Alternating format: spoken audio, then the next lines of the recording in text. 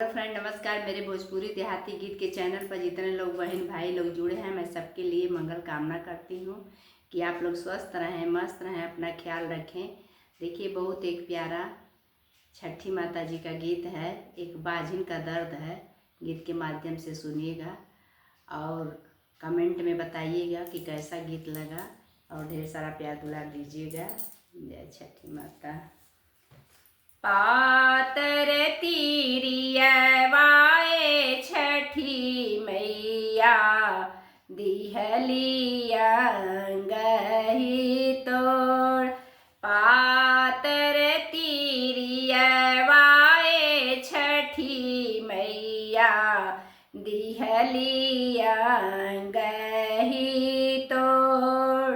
नदिया की नरवाए तिरिया, रोवे लट धुनी के।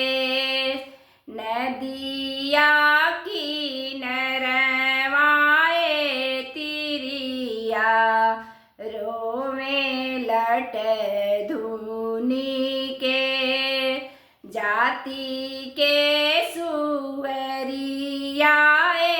छठी मैया, गोदिया भरी देली पूत।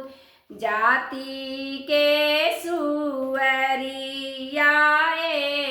छठी मैया, गोदिया भरी लापूत। उकठल बेलिया छठी मैया, फूलेगा हागर हो। उकठल बेलिया छठी मैया, फूलेगा हागर हो। हमारी जिंदगनियाए छठी मैया, अकारथ जा। हमारी जिंदगनियाए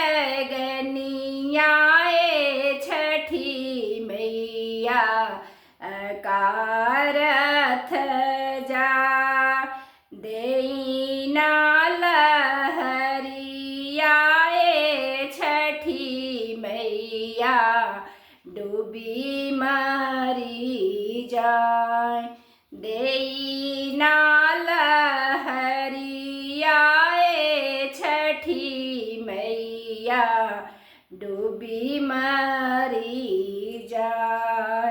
सासू काहे बाझिन छठी मैया, ननदो कहे ब्रिज बाझिन।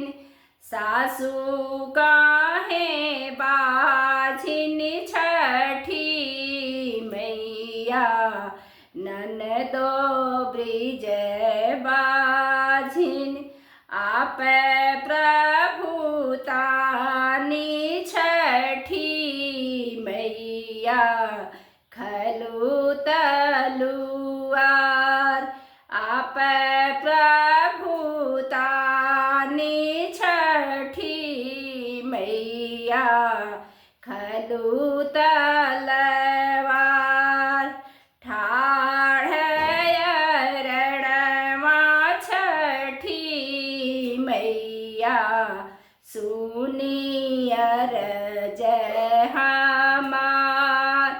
ठाढ़ रणवा छठी मैया, सुनियर जय हमार। जनीरोवा बाझिन तीरियवा, नैना पोछब तोहार।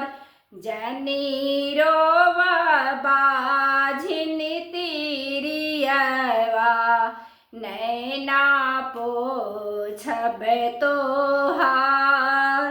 तोहरे तहुई है तिरिया, गोदिया गोदिया में नंद लाल तुहरे त हुई है तिरिया गोदिया में नंद